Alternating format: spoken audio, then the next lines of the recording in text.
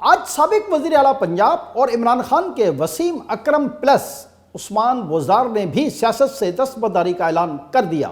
یہ وہی عثمان بزدار ہیں کہ جن کی خاطر عمران خان نے اپنی پوری پارٹی کو ایک طرف کر دیا تھا اور پوری پارٹی کی شدید مخالفت کے باوجود عثمان بزدار کو وزیر اعلیٰ پنجاب کے عہدے پر برقرار رکھا۔